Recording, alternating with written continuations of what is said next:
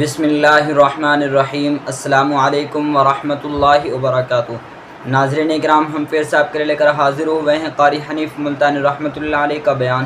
دوستو، بیان کا عنوان ہے کہ نکاح کا سنتی طریقہ۔ دوستو، بیان کو مکمل سننا ہے آخر تک۔ اچھے لگے تو لائک کر دینا۔ ہمارے چینل پر اگر آپ نئے ہیں تو ہمارے چینل حافظ صاحب ریئیکشن کو سبسکرائب کر لینا۔ چلیے دیر نہ کرتے ہوئے ویڈیو کو شروع کر لیتے ہیں۔ الحمدللہ نحمده ونستعینه ونستغفره ونؤمن به ونتوکل علیہ ونعوذ باللہ من شرور انفسنا ومن سیئات اعمالنا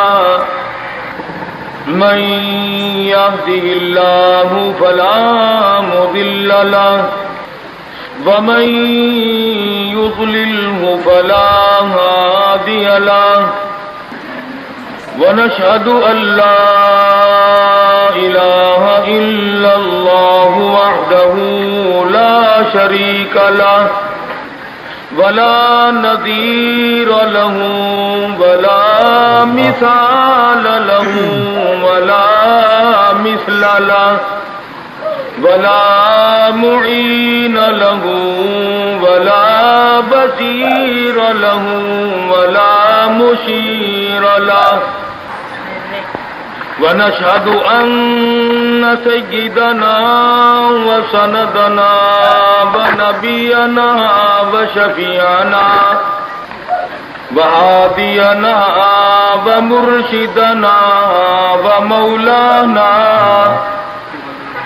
إمام الأنبياء وسيد الأنبياء وخاتم النبيين باليقين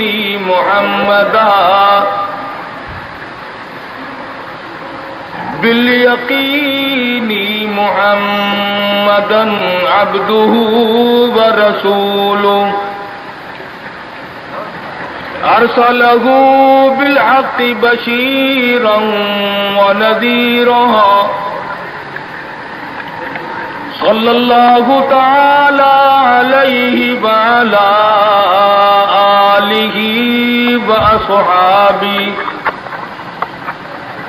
وأزواجه وذرياته وبارك وسلم تسليما كثيرا كثيرا أما بعد فأعوذ بالله السميع العليم من الشيطان الرجيم بسم الله الرحمن الرحيم يا أيها الناس اتقوا ربكم الذي خلقكم من نفس واحدة وخلق منها زوجها وبث منهما رجالا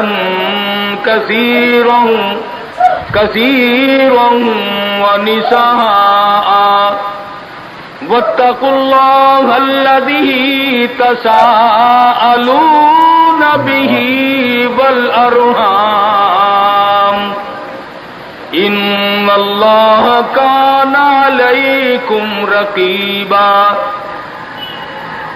وقال النبي صلى الله تعالى عليه وسلم النکاح من سنتی فمن رغب عن سنتی فلیس منی وقال النبی صلی اللہ تعالی علیہ وسلم من لم يرحم صغیرنا ومن لم يوقر کبیرنا فلیس منا وقال النبی صلی اللہ تعالی علیہ وسلم من احیا سنتی عند فساد امتی فلہ اجر 100 شہید.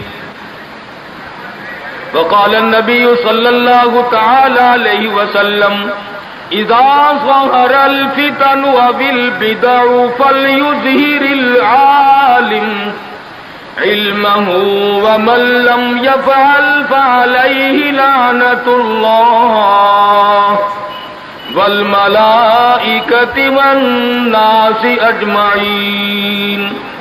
صدق الله مولانا العلي العظيم وصدق رسوله النبي الكريم ونحن على ذلك لمن الشاهدين والشاكرين والحمد لله رب العالمين. درود شریف. اللهم صل على محمد وعلى آل محمد كما صليت على إبراهيم وعلى آل إبراهيم إنك حميد مجيد. اللهم بارك على محمد وعلى آل محمد كما باركت على إبراهيم وعلى آل إبراهيم إنك حميد مجيد. قرآن کریم کی یہ آیات اس وقت تلاوت کی گئی سورہ نساء کی ابتدائی چند آیات ہیں. امام الانبیاء محبوب کبریا حضرت محمد الرسول اللہ صلی اللہ تعالی علیہ وسلم کے ارشادات میں سے 2-3 حدیث پاک کی تلاوت کی ہے. خداوند کریم اپنے فضل و کرم سے اس آیت کی تشریح اور حدیث پاک کا مفہوم سمجھانے کی توفیق عطا فرمائے. یہ محفل، یہ مجلس ایک شادی کے سلسلے میں، اسی کی تقریب سعید کے سلسلے میں منعقد کی گئی. بہت اچھی بات ہے کہ اللہ اور اس کے رسول صلی اللہ علیہ وسلم کے ذکر خیر سے کسی شادی کی ابتدا کی جائے. اگر ہر آدمی یوں کرنے کی کوشش کرے تو لوگوں کے دماغ درست ہو جائیں گے، مگر وقت لگے گا. لوگ گانے بجانے کے عادی ہو گئے، فسق و فجور کی زندگی میں اپنے آپ کو محو رکھنے کے عادی بن گئے. نام کے مسلمان رہ گئے، کام کے مسلمان قبروں میں چلے گئے. آج مردوں کو بھی عورتوں کو بھی تعجب ہوتا ہے. اس نے کہا بھائی آج یہاں کیا بات ہے کہ جی شادی ہوگی، کہ یہ تو جلسہ ہے. شادی میں تو کسی فلمی ایکٹرس کا ناچ گانا بجانا ہونا چاہیے، اور تمہارے یہاں کراچی میں تو فلمیں دکھانی شروع کر دی. ساری دن دولت کی بات ہے اور کچھ نہیں. ہماری اگر بات آج نہیں سنتے تو وقت آئے گا کہ یاد کرو گے. اس لیے کہتا کہ رنگ لائے گی ہماری فاقہ مستی ایک دن، رنگ لائے گی ہماری فاقہ مستی ایک دن، مٹ جائے گی اے ستم گر تیری ہستی ایک دن. بڑوں بڑوں کو ہم نے سیدھا ہوتے دیکھا. جب مصیبت کا چکر پڑتا ہے، جب پریشانیوں کا ازدحام آدمی کے اوپر ہوتا ہے، ہوش نہیں آتا، پھر آدمی مسجد کا رخ کرتا ہے، لمبی لمبی دعائیں مانگتا ہے. اسی کو قرآن کریم کہتا ہے وَإِذَا أَنْعَمْنَا عَلَى الْإِنسَانِ أَعْرَضَ وَنَأَىٰ بِجَانِبِهِ. جب آرام پہنچتا ہے، کاروبار صحیح چلتا ہے تو کروٹ نہیں بدلتے. اللہ کا نام لینے کی توفیق نہیں رہتی. خداوند کریم کو یاد کرنے کے لیے وقت نہیں ملتا. اتنا لمبا پہاڑ شادی کا بنا دیا، غریب آدمی کے بس کی بات نہ رہی. قرآن کریم کہتا ہے بادشاہت موجود ہو، دولت موجود ہو، سارا کاروبار صحیح چلتا ہو، وَإِذَا أَنْعَمْنَا عَلَى الْإِنسَانِ أَعْرَضَ وَنَأَىٰ بِجَانِبِهِ، اور جب مصیبت آئے وَإِذَا مَسَّهُ الشَّرُّ فَذُو دُعَاءٍ عَرِيضٍ، بڑی لمبی لمبی دعائیں مانگتا ہے، سجدے میں پڑھ کے روتا ہے، اے پروردگار، او میرے رب میرے حال پہ کرم فرما۔ جب مصیبت ٹل جاتی ہے پھر خرمستی کرتا ہے۔ امام الانبیاء محبوب کبریا حضرت محمد مصطفیٰ صلی اللہ تعالی علیہ وسلم کی شادی کا وقت آیا، آپ بالکل نادار ہیں، مفلس ہیں، غریب ہیں۔ ایک عورت نے آ کر آپ سے بات کی کہ آپ کی شادی کر دی جائے۔ قربان جاؤں، ارشاد فرمایا میری شادی ہوگی کیسے؟ گھر نہیں، در نہیں، زر نہیں، پر نہیں، میرے پاس تو ساز و سامان نہیں۔ وہ کہنے لگی ایسی عورت سے اگر نکاح ہو جائے جس کے پاس دولت بھی ہو، سب کچھ موجود ہو، ارشاد فرمایا میں کس طرح سے کروں؟ وہ مجھ سے بھی تو مطالبہ کرے گی۔ صاحب کہنے لگی سیدہ خدیجہ رضی اللہ تعالی عنہ، جس کو مکے کے بڑے بڑے چودھریوں نے پیغام دیے تھے، نکاح کے لیے آئے تھے، بڑے بڑے لوگوں نے پیغام دیے، دولت مند آئے، چودھری آئے، مکے کے رئیس آئے، بڑے بڑے قریش آئے، لیکن خدیجہ کہنے لگی او لوگو تمہیں کیا معلوم ہے، میں نے ملازم رکھ کے دیکھ لیا، میں نے کاروبار کرا کے دیکھ لیا، خدا کی قسم میں چوبارے پہ کھڑی تھی، جب حضور اکرم صلی اللہ علیہ وسلم چلنے لگے میرا سامان لے کر، میری آنکھوں نے دیکھا بادل نے چھاؤں کر لی تھی۔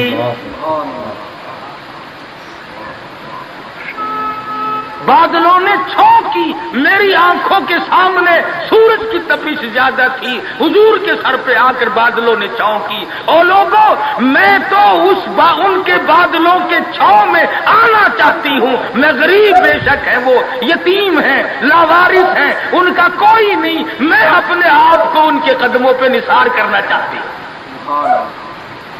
چنانچہ تیاری ہوئی، حضور نے فرمایا میں کیا تیاری کروں، میرے پاس تو کچھ نہیں، شہنشاہ کائنات ہو، عبداللہ کے بیٹے ہو، آمنہ کے درے یتیم ہو اور پلے کچھ نہیں۔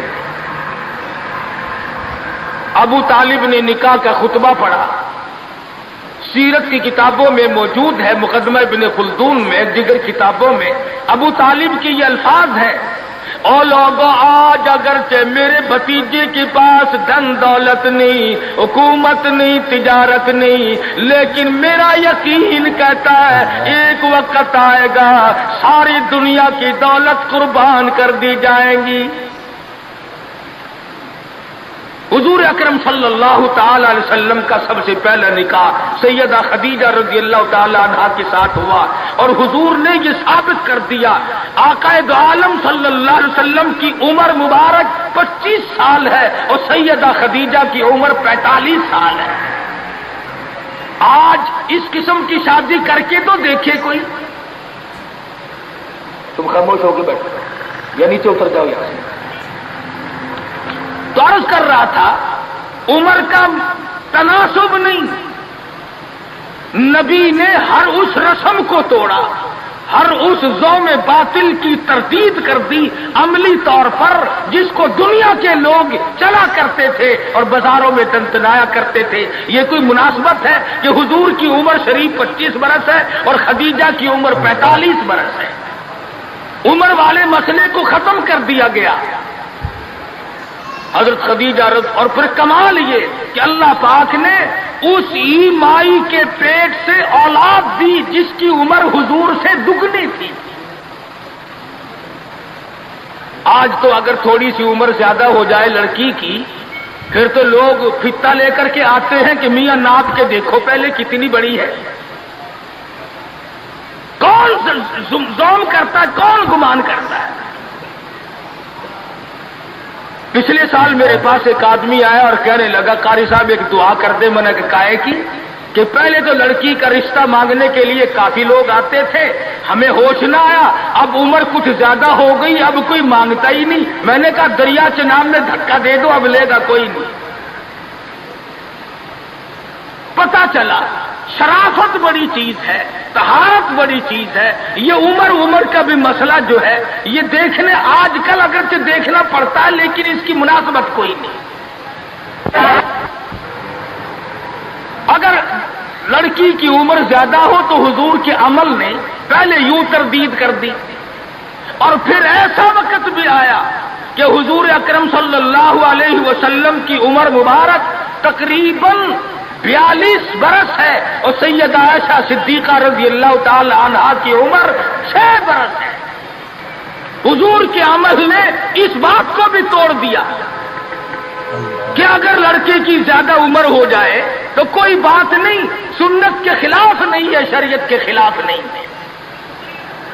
سیدہ عائشہ صدیقہ رضی اللہ تعالی عنہا کی عمر مبارک اس وقت 9 برس ہے جب رخصتی ہوئی, اور حضور صلی اللہ علیہ وسلم کی عمر شریف میں حیات اور زندگی میں سیدہ عائشہ صدیقہ نے 18 برس گزارے.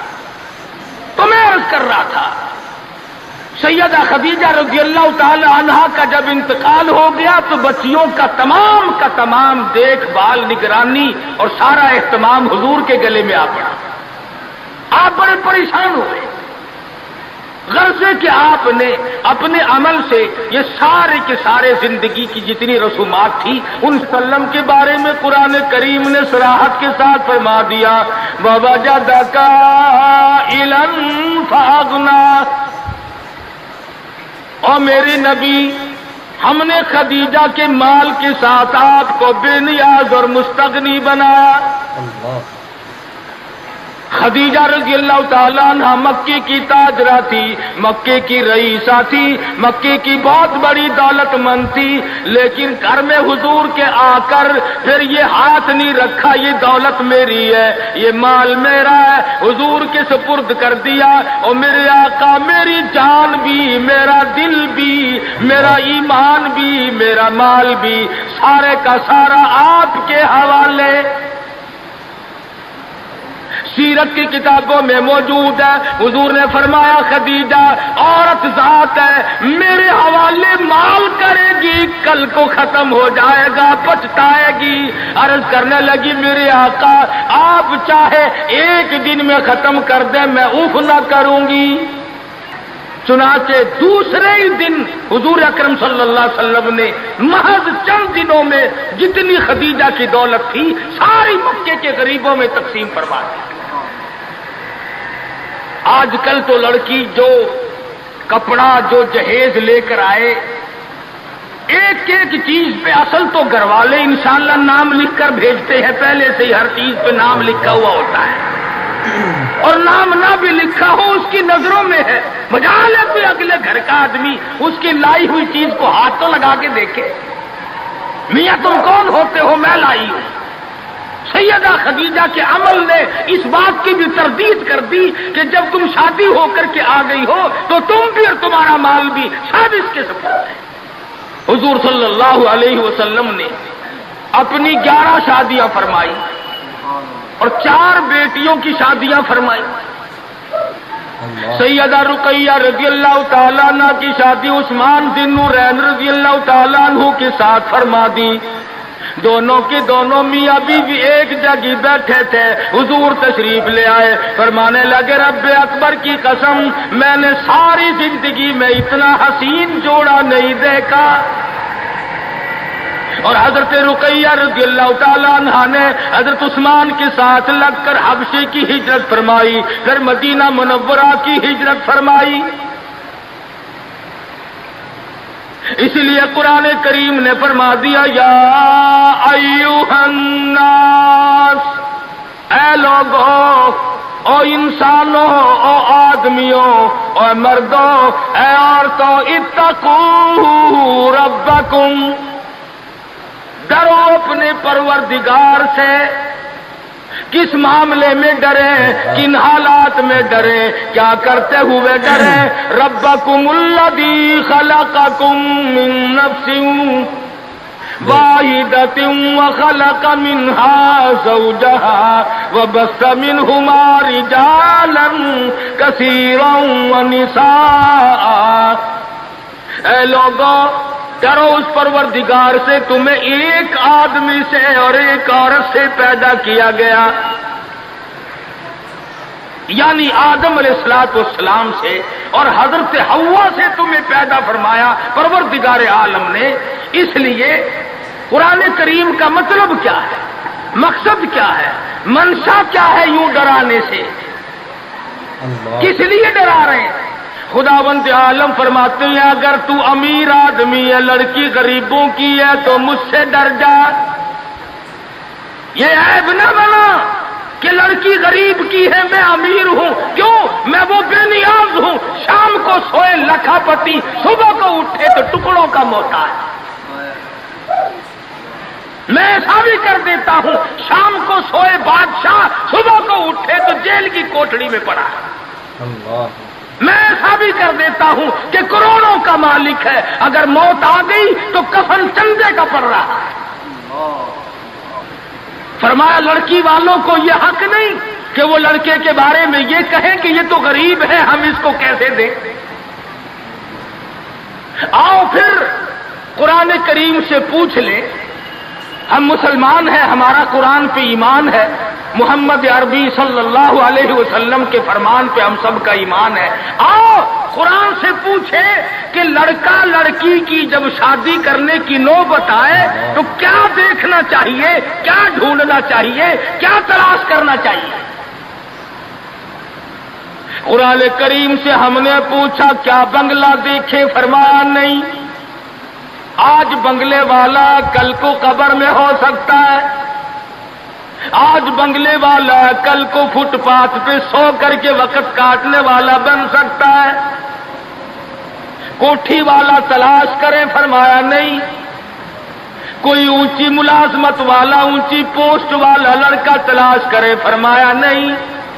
زیادہ لکھا پڑھا دیکھیں؟ فرمایا نہیں نہیں۔ دھن دولت والا دیکھیں؟ نہیں۔ کاروبار والا تلاش کریں؟ فرمایا نہیں۔ لڑکی بھی اسی طرح سے مالدار کی تلاش کریں؟ فرمایا نہیں۔ دولت مندوں کی تلاش کریں؟ نہیں۔ پھر اے اللہ کے قرآن تو ہمیں بتا ہم کیا معلوم کریں، کیا دیکھیں، کیا سنبھالیں، کس چیز کی تلاش کریں؟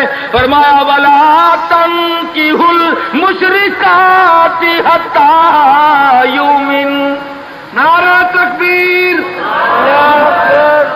فرمایا لوگوں اگر مجھ خدا سے پوچھتے ہو، میرے قرآن سے پوچھتے ہو، میرے نبی سے پوچھتے ہو تو میں تو تمہیں ایک پہچان بتاؤں گا، ایک واقعہ بتاؤں گا، ایک نظریہ بتاؤں گا، ایک کیفیت بتاؤں گا۔ تمہیں سب سے پہلے یہ دیکھنا پڑے گا وَلَا تَنكِحُوا الْمُشْرِكَاتِ حَتَّىٰ يُؤْمِنَ۔ اگر لڑکی مشرکہ ہے، شرک کرتی ہے، شرک کرتی ہے، الہ العالمین شرک تو کرتی ہے مگر مالدار بڑی ہے۔ اے پروردگار عالم شرک تو کرتی ہے لیکن خوبصورت بڑی ہے۔ فرمایا وَلَأَمَةٌ مُؤْمِنَةٌ خَيْرٌ مِّن مُّشْرِكَةٍ وَلَوْ أَعْجَبَتْكُمْ۔ قرآن خود کہتا ہے مشرکہ لڑکی چاہے تمہیں مالدار نظر آئے، چاہے تمہیں خوبصورت لگے،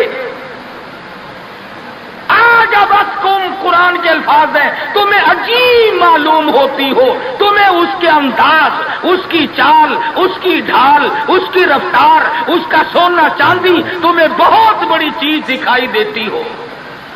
فرمایا اسی طرح سے لڑکے کا وَلَا تُنكِحُوا الْمُشْرِكَاتِ حَتَّىٰ يُؤْمِنُوا۔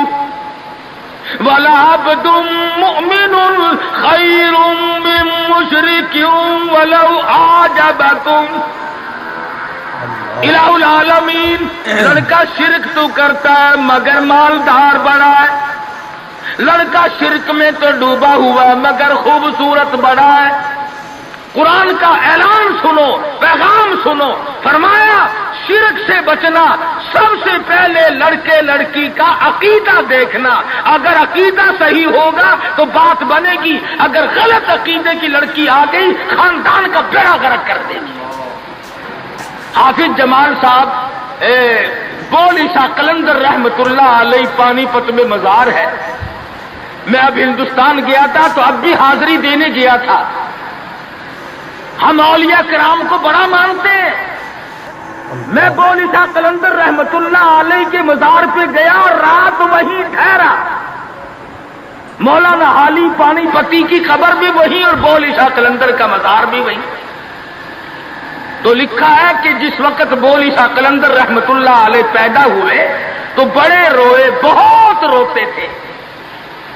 تو ایک بزرگ آئے جنہوں نے ان کے والد کو مبارکباد دی کہ بچے کی مبارک ہو۔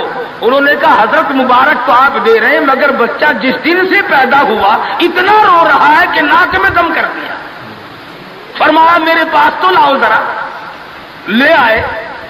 اللہ والے نے ذرا سا اس کان کو منہ لگایا اور ذرا سا اس کان کو منہ لگایا، بچہ خاموش ہو گیا۔ واپس جانے لگے۔ شاہ فخر الدین رحمہ اللہ اولیاء کرام میں سے ہیں، بزرگان دین میں سے ہیں۔ شاہ بہاء الحق زکریا ملتانی رحمت اللہ علیہ کے داماد ہیں، جو لڑکی یہاں رہتے رہتے فوت ہو گئی تھی۔ تو شاہ فخر الدین نے کہا حضرت بتاؤ، فرمایا تمہیں معلوم نہیں بولی شاہ قلندر کی والدہ اماں قرآن کریم کی حافظ ہے، اور قرآن سے اتنا عشق ہے، اتنا لگاؤ ہے، اتنا سوز و گداز ہے، اتنی محبت ہے کہ ایک ختم قرآن کا روزانہ پڑھتی تھی۔ بچے کو پیٹ میں لے کر ایک ختم قرآن روزانہ کا پڑھتی تھی۔ تو بچے کی روح کا اور قرآن مجید کا اتنا گہرا تعلق ہو گیا۔ اب چونکہ اماں زچگی میں آ گئی، چھلے میں پڑ گئی، اس لیے قرآن نہیں پڑھتی۔ ارے آدھی کی عادت ٹوٹی، ناشی کا نشہ ٹوٹا، روئے نہ تو کیا کرے۔ میں نے اس بچے کے کان میں ایک آیت اس میں پڑھی، ایک آیت اس طرف پڑھی، بچے کی روح کی غذا مل گئی، خاموش ہو گیا۔ تو یہ کر رہا تھا کہ یہ سارے کے سارے معاملات قرآن کریم کا اعلان ہے، عقیدہ دیکھو، نظریات معلوم کرو۔ اگر غلط عقیدہ گھر میں آ گیا تو بات بگڑے گی، وہ اپنے ساتھ ساتھ اوروں کو بھی لے بیٹھے گی۔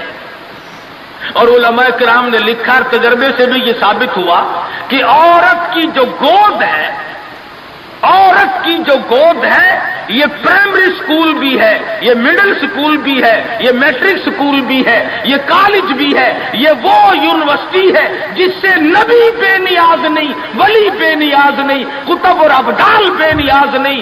اس کالج میں ہر بچہ پڑھتا ہے، ماں کی گود میں لازمی پلتا ہے۔ اور لوگوں اس کالج کو سنبھالو، اس پرائمری سکول کے استاد کو سنبھالو، اس کالج کے پروفیسر کو سنبھالو، اور وہ ہے بچے کی اماں۔ ہمارے یہاں بالخصوص عورتوں کی تعلیم کا، دینی تعلیم کا کوئی انتظام نہیں کرتے۔ بچپن میں چھوٹی چھوٹی بچیاں مسجد میں وقت بے وقت گئیں اور قرآن کریم پہ انگلی پھیر لی، مٹھائی تقسیم ہو گئی کہ آج پروین کا قرآن ختم ہو گیا۔ نہ اسے عقیدے کا پتہ، نہ اسے نظریے کا پتہ، نہ اسے یہ معلوم کہ میں مسلمان ہوں اور مجھ پہ کن چیزوں کا فرض منصبی جو ہے وہ لاگو ہوتا ہے۔ لعلہم یتذکرون، میرا کام ہے تمہیں قرآن کی آیتیں کھول کھول کے سمجھا دینا، اب عقل پکڑو یا مت مار لو، وہ تمہاری مرضی۔ تو فرمایا اتقوا ربکم الذی خلقکم من نفس واحدہ، او لوگوں غرور نہ کرو، تکبر نہ کرو، یوں نہ کہو میرا لڑکا خوبصورت نہیں، ہماری لڑکی بڑی خوبصورت ہے، بہت ممکن ہے شام کو سوئے حسن والی صبح کو اٹھے تو آنکھوں سے جواب مل جائے۔ اس لیے کالے گورے کی بات کو لانا یہ بھی خدا کی خود پہ اعتراض ہے، اور مالدار غیر مالدار کی بات کرنا یہ بھی خدا بند عالم کے اعتراض پہ، ذات پہ اعتراض ہوگا۔ فرمایا الذی خلقکم من نفس واحدۃ وخلق منها زوجها وبث منهما رجالا كثيرا ونساء۔ ایک آدم کی اولاد، ایک حوا کی اولاد، کسی کو کسی طرح کا فخر کرنے کی اجازت نہیں، کسی کو کسی طرح کا غرور کرنے کی اجازت نہیں، کسی کو کسی پر فوقیت جتانے کی اجازت نہیں۔ ہاں فرمایا ان اکرمکم عند اللہ اتقاکم ان اللہ علیم خبیر۔ تقوی، پرہیزگاری، عند اللہ اتقاکم ان اللہ علیم خبیر۔ تقوی، پرہیزگاری، اللہ اللہ کرنا، اللہ کی حضور میں زیادہ سجدے کرنا، یہ ایک عظمت ایسی ہے جو آدمی کو اونچا کر دیتی ہے۔ علماء کرام نے لکھا ہے مکہ معظمہ میں اللہ پاک مسلمان کو زیارت نصیب فرمائے بیت اللہ شریف کی، آمین بھی نہ کہیو، عقیدے میں آمین بھی مہنگی ہو گئی ماشاءاللہ، اور ساری چیزیں تو مہنگی تھی، کراچی والوں تمہارے یہاں آمین بھی مہنگی ہو گئی، کیا کہنے تمہاری سہولیتوں کے۔ مکہ مکرمہ میں ایک شخص ایک باندی کا ہاتھ پکڑے ہوئے ہے اور وہ کہنے لگا میں اس کو 20 اشرفیوں میں بیچتا ہوں۔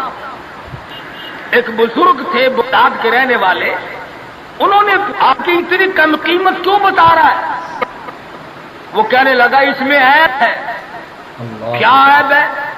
اس نے کہا عیب یہ ہے کہ ساری رات نماز پڑھتی ہے اور سارا دن روزہ رکھتی ہے، اس میں یہ نقص ہے۔ اللہ والے نے خرید لی، اس نے کہا چلو میری ساتھ نماز پڑھ کے دیں گے، ایک کے بجائے 2 اللہ اللہ کیا کریں گے۔ چنانچہ عشاء کی نماز کے بعد اس باندی نے پوچھا کہ اے میرے مالک کام ہے میرے متعلق؟ کہا کوئی نہیں۔ لکھ ہے کہ عشاء کی نماز کے بعد مصلی پہ کھڑی ہوئی تھی، صبح کی اذان ہو گئی، قرآن پڑھتی رہی ساری عمر، اور جب دن آیا تو کہنے لگی اللہ والے تم بغداد میں رہتے ہو، کوئی قرآن سنو۔ انہوں نے 2 آیتیں پڑھی، ہوش ہو گئی، منہ پہ پانی کے چھینٹے پڑے، پھر ہوش آیا، پھر قرآن کی 2 آیتیں پڑھی۔ سورت حدیث پوری نہ پڑھ سکے تھے، ایک ہماری اور جان دے۔ کیسا ذوق تھا، کس قسم کی محبت تھی اللہ پاک جانوں سے، اور کیا ایمان تھا کہ قرآن کریم کی شہید ہو گئی، کوئی تلوار شہید ہوگا، کوئی لوہا شہید بنے گا، کوئی پتھر کھا کے مرے گا، ڈوب کے مرے گا، کوئی آگ میں جل کے مرے گا، کوئی ایکسیڈنٹ میں مرے گا، یہ اللہ علی خدا کا قرآن سن کے مرے گا۔ آج ہمیں یہ بات کہاں نصیب ہے؟ حضور اکرم کہو صلی اللہ علیہ وسلم نے صحابہ کرام کو نکاح کی سنتوں کی تعلیم دی۔ ہمارے یہاں تو اتنا بکھیڑا بنا دیا کہ اب سنتوں کی تاریخوں کو کوئی پوچھتا ہی نہیں، حالانکہ خدا مند عالم روزہ اپنی قدرت کے تماشے دکھاتے ہیں۔ ابھی ہفتہ نہیں ہوا ایک بس فیصلہ آباد سے بارات لے کر کے چلی، اور بس لاہور سے بارات لے کر کے چلی، شیخو پورے کے قریب تصادم ہوا، 9 آدمی ایک طرف سے، 7 آدمی ایک طرف سے، 3 آدمی موقع پہ مر گئے۔ دلہا بھی، دلہے باپ بھی، ماں بھی، بھائی بھی، سارا خاندان ختم ہو گیا۔ کیا پروگرام لے کر کے چلے ہوں گے، کیا ارادے لے کر کے چلے ہوں گے کہ یہ خوشی منائیں گے؟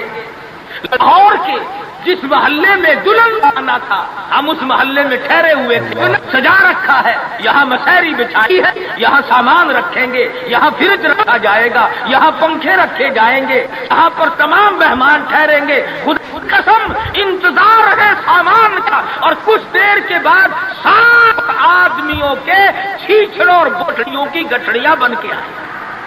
اس لیے ہمیں ہر حال میں اللہ پاک کے قہر اور غضب سے ڈرنا چاہیے، ڈرتے نہیں۔ ہمارے ملتان میں ایک بہت بڑے ٹرانسپورٹ نے اپنی بچی کی شادی کا پروگرام بنایا، تو برات بھی بہت بڑی آنی تھی، بڑے گاجے ہو رہے تھے اور بڑا ٹھیٹر تماشا کھانا پکانا۔ اچانک ٹیلی فون کہ شور کوٹ کے پاس ٹکر ہو گئی، ساری کار ختم ہو گئی، اب اس میں لڑکا تھا وہ بھی ختم ہو گیا۔ تو کسے معلوم صبح کیا ہو جائے گا اور شام کو کیا ہو جائے گا، کل کیا ہو جائے گا، کون جانتا ہے۔ یہ تو آج ہم بدنصیب لوگ ہیں، اللہ کی ذات پر ہمارا یقین نہیں، اور پھال کھولنے والوں کی یقین کر لیتی ہیں، عورتیں بھی اور مرد بھی۔ ہاتھوں کی لکیر دیکھ کر لوگ تقدیر بتاتے ہیں، ساری عمر قرآن پڑھنے کے بعد اپنی تقدیر کا پتہ نہیں۔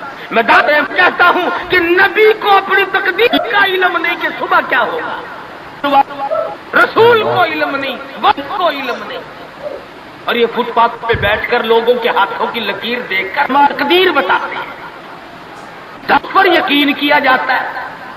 ہم ہیں مسلمان۔ ایک مرتبہ لاہور میں فٹ پاتھ پہ بیٹھا ہوا آدمی لوگوں کے ہاتھوں کی لکیر دیکھ رہا تھا اور تقدیر بتلا رہا تھا۔ بڑے لوگ کھڑے تھے، اچھے خاصے بڑے لوگ۔ کسی کو کہتا تھا تجھے بڑی اونچی ملازمت ملے، بہت اونچی پوسٹ پہ تو جائے گا۔ بس بابو جی اکڑ جاتے تھے، کیا کرنا، بس کیوں جی گورنر سے کم تو نہیں ہوں گا نا۔ اور ایک کو وہ لکیریں دیکھ کے کہنے لگا کہ تمہاری بہت فرسٹ لیڈی کے ساتھ شادی ہوگی۔ وہ تو بہت ہی چوڑا ہو گیا، اس نے کہا کیا بات ہے۔ اور لوگ پیسے بھی دے رہے تھے اور تقدیر لکھ رہے تھے۔ ہم مجمع میں کھڑے تھے، میں نے اپنے دوستوں سے کہا کہ یار آؤ ذرا ہم بھی دیکھیں تقدیر بتانے والا ایسا ہے یہ۔ وہ مجمع میں سے آگے کو نکل کر میں نے بھی آگے ہاتھ کر دیا، میں نے کہا سائی جی ذرا دیکھو میری تقدیر شادی ہے کہ نہیں۔ وہ بدبخت اچھی طرح دیکھی بھی نہیں، میرا ہاتھ جھٹک کر کے کہنے لگا نہیں تیری شادی نہیں ہوتی۔ میں کہا کھوتے تیرے باپ کے 8 بچے کھیل رہے ہیں، تجھے کیسے معلوم ہو گیا کہ شادی نہیں ہونی؟ البتہ اگر تو دوسری شادی کے بارے میں کہتا ہے تو بات اور ہے۔ وہ سارا اس کا کھیل ختم ہو گیا۔ غلط چیز، غلط عقیدے کی طرف بہت جلدی لوگ بھاگ جاتے ہیں، صحیح بات کی طرف محمد عربی صلی اللہ علیہ وسلم نے لوگوں 23 برس قرآن سنایا، فرمان بتایا، صحابہ کرام کا لشکر تیار کیا، ان کی زندگیوں میں انقلاب برپا کر دیا۔ ارے ڈوب کے جاؤ مسلمان کہلاتے ہوئے آج نہ نبی کی صورت ہے، نہ نبی کی سیرت ہے، نہ نبی کی سنت ہے، نہ نبی کا طریقہ ہے۔ ارے آج تک کسی عورت نے ہم سے یہ نہیں پوچھا کہ ہمیں فاطمۃ الزہرا کا لباس تو بتاؤ۔ آج تک کسی مائی نے ہم سے یہ نہیں پوچھا خدیجہ کا لباس بتاؤ۔ کوئی ماں بہن آج تک یہ پوچھنے نہ آئی ایسا صدیقہ رضی اللہ تعالیٰ عنہ کا لباس بتاؤ، ام حبیبہ کا لباس بتاؤ، ام سلمہ کا لباس بتاؤ، رقیہ ام کلثوم زینب کا لباس بتاؤ۔ کون پوچھے، کرنا ہو تو پوچھے۔ مدنی کریم صلی اللہ تعالی علیہ وسلم نے صحابہ کرام کی زندگی میں انقلاب برپا کر دیا۔ شادیاں حضور سے پوچھ کے کرتے ہیں۔ خدا کی قسم وہ شادیاں کتنی متبرک ہوں گی، کتنی برکت والی ہوں گی جن میں حضور نکاح پڑھانے کے لیے تشریف لاتے تھے۔ صحابی ہے مدنی کریم صلی اللہ علیہ وسلم کا، غریب ہے، نادار ہے، شکل کا بھی ایسا ہی ہے، چھوٹے سے قد کا صحابی ہے مگر حضور کا دیوانہ۔ دریائے کرم جوش میں آیا، فرمایا جلیبی تم نے شادی کی کہ نہیں؟ عرض کیے یا رسول اللہ میری شادی کون کرے؟ غریب ہوں، نادار ہوں، مفلس ہوں۔ فرمایا جا فلاں صحابی کے پاس چلا جا، اس کے پاس لڑکی ہے، میری طرف سے جا کے پیغام دے دے۔ اس نے پیغام دیا، منظور ہو گیا، بڑا خوشی خوشی آیا، آ کے کہنے لگا کالی کملی والے صلی اللہ علیہ وسلم میرا کام بن گیا، میرا گھر بسے گا، میری چوک بسے گی، میرا گھر آباد ہوگا، مگر میرے پلے کچھ نہیں۔ فرمایا جا عثمان غنی سے 300 درہم قرض لے لے، تیرا قرض میں محمد الرسول اللہ ادا کروں گا۔ وہ کتنے خوش نصیب ہوں گے لوگ جن کی امداد شادی میں حضور فرمائے اور ضامن بن رہے۔ عثمان غنی کی خدمت میں گئے رضی اللہ تعالی عنہ کہ مجھے حضور نے بھیجا ہے، 300 درہم قرض دے دے، حضور نے مانگا ہے، حضور ضامن ہے صلی اللہ علیہ وسلم۔ 300 لے کر کے بازار گیا، کچھ کپڑا خریدا، کچھ برتن لیے، کچھ ساز و سامان بنایا، جھوپڑی کی تیاری کی۔ اتنی دیر میں مدینے میں اعلان ہو گیا انفروا فی سبیل اللہ، اور مسلمانوں آؤ میدان میں، کفر نے اسلام کو للکارا ہے، تیار ہو جاؤ لڑائی کے لیے۔ کیسے ذہن بنا دیے تھے مدنی کریم صلی اللہ علیہ وسلم نے، اس ہو تو ایسا ہو، اس لیے کہتا جفا جو ہوتی ہے عشق میں وہ جفا ہی نہیں، جفا جو ہوتی ہے عشق میں وہ جفا ہی نہیں، اور جو بے ستم ہو محبت اس میں کوئی مزہ ہی نہیں، جو کسی کے فرمان پہ مار کھائی جائے بڑی لذت آتی ہے۔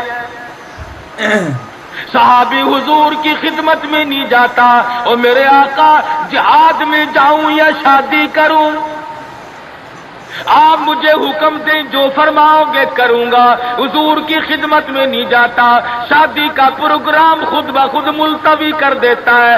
اسلام کی عظمت بڑی شے ہے، شادی اس کے مقابلے میں کوئی شے نہیں۔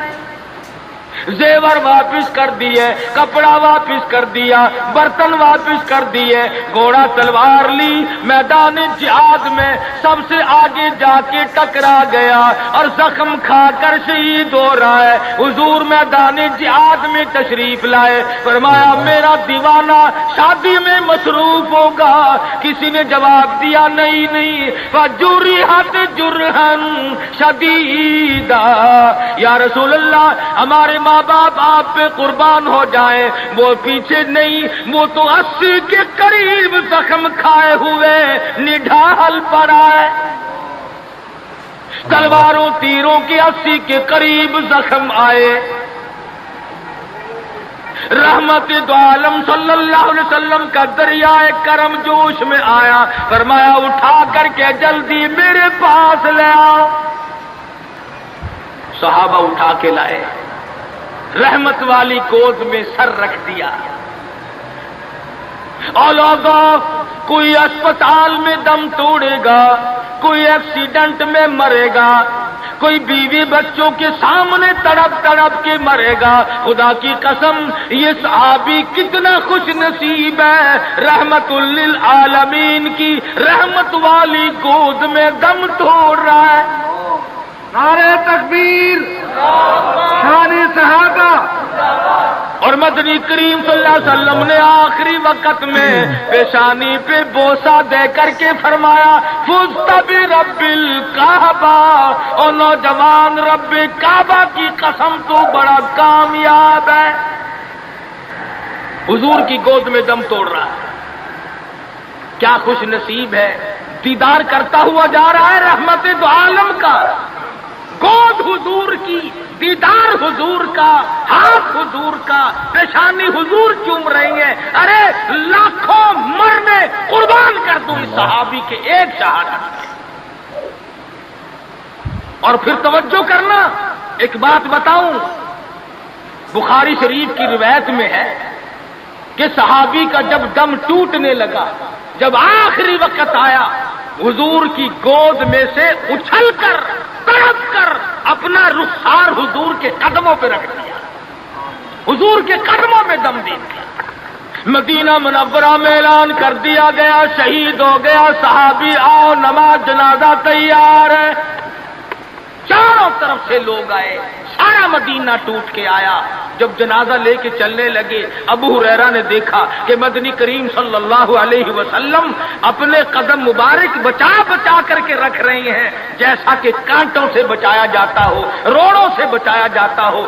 ابو ہریرہ نے پوچھا، میرے آقا اینٹ نہیں، روڑا نہیں، پتھر نہیں، آپ کس چیز سے قدم مبارک بچا رہے ہیں؟ فرمایا اس صحابی نے شادی والی عمر بھر کی تمنا، عمر بھر کی حسرت کو، عمر بھر کے ارمان کو، عمر بھر کی آرزوؤں کو حضور کے لائے ہوئے اسلام کی عظمت پہ قربان کر دیا. حضور فرماتے ہیں انی ارا مالا ترا، میں تمہیں کیا بتاؤں، اس کا جنازہ پڑھنے کے لیے آسمان سے 4000 فرشتہ آیا ہوا ہے. سنت کی اتباع بہت بڑی چیز ہے. مدنی کریم صلی اللہ علیہ وسلم نے اپنی بیٹیوں کی شادیاں کر کے صاف صاف بتا دیا کہ یہ طریقہ کار ہے، اس سے زیادہ اور کوئی حقیقت نہیں. سیدہ فاطمہ الزہرا رضی اللہ تعالی عنہا کی شادی کا وقت آیا، یہی رجب کا مہینہ ہے. ابو بکر صدیق رضی اللہ تعالی عنہ اور فاروق اعظم کو بلایا، فرمایا تمہیں پتہ ہونا چاہیے فاطمہ الزہرا سیانی ہو گئی ہے، میں نے نکاح کرنا ہے، مشورہ دو کس سے کروں. سبحان اللہ، نبی کے وہ مشیر بھی کتنے خوش نصیب ہیں کہ حضور اپنی بیٹی کے بارے میں بھی صدیق اور فاروق سے صلاح فرما رہے ہیں، مشورہ لے رہے ہیں. دونوں کے دونوں نے صاف فرمایا کہ علی سے بہتر کوئی نہیں. اندازہ لگاؤ وہ آپس میں اتنی محبت رکھتے تھے کہ ایک دوسرے کی شادی کے بارے میں حضور کو مشورہ دے رہے ہیں.